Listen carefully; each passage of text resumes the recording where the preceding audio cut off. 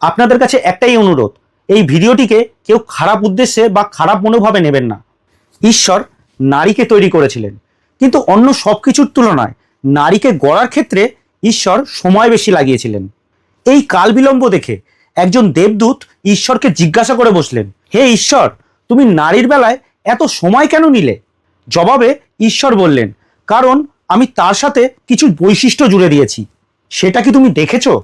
তখন দেবদূত জিজ্ঞাসা করলেন, কি বৈশিষ্ট্য ঈশ্বর?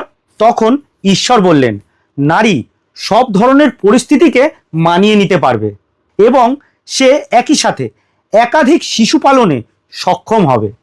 তার একটি প্রেমময় চুম্বনে যেমন ক্ষতবিক্ষত হৃদয় সেরে উঠবে, ঠিক তেমনি ভাঙা হাঁটুর বলও ফিরে পাবে দৌড়ানোর জন্য।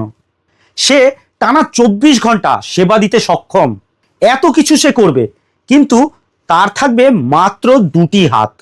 তখন দেবদূত বিস্মিত হয়ে বললেন, মাত্র 2টি হাত? তাতে তো এত কিছু অসম্ভব। নিশ্চয়ই এনার গঠনে এমন কিছু আলাদা আছে। তখন দেবদূত নারী অবয়বের কাছে গেলেন এবং তাকে স্পর্শ করে দেখলেন।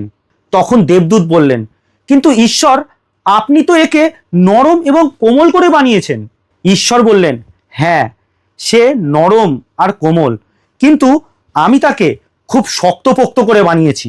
এমনকি তুমিও ধারণা করতে পারবে না যে তার সহ্য শক্তি কতখানি। তখন দেবদূতের আবার প্রশ্ন, হে ঈশ্বর, সে কি চিন্তা করতে পারে? তখন ঈশ্বর বললেন, সে শুধু চিন্তা নয়, সে অনুসন্ধান এবং সমাধান দিতেও প্রস্তুত। তখন দেবদূত নারী অবয়বটিকে ভালো করে পরীক্ষা করে দেখলেন এবং ঈশ্বরকে প্রশ্ন করলেন, হে ঈশ্বর, এ তো ছিদ্রযুক্ত। তখন ঈশ্বর তাকে আশ্বস্ত করে বললেন, চিন্তা করো না বৎস, এই যে চোখের কোণে তুমি যে ছিদ্র দেখছো, তা থেকে জল গড়িয়ে পড়বে। কখনো দুঃখে, কখনো আনন্দে, কখনো গর্বে, কখনো তীব্র যন্ত্রণায়। আর বক্ষ বরাবর যে ছিদ্র যুগল দেখছো, তা অমীয় ধারা, যা পান করে প্রজন্মের পর প্রজন্ম বেড়ে উঠবে। আর যে গিরিপথ দেখছো, সেখানে রেখেছি হিমালয় সমান রহস্য। দেবদূত এবার অভিভূত, ঈশ্বর, আপনি সত্যিই গুণী। এত কিছু আপনি একের মধ্যেই সইয়ে দিয়েছেন। একজন নারী, তবে একজন বিস্ময়কর বিষয়। তখন ঈশ্বর বললেন, হ্যাঁ, অবশ্যই নারী বিস্ময় এবং ভালোবাসার হবে। তখন দেবদূত বললেন, তাহলে একজন নারী সব দিক থেকেই পরিপূর্ণ।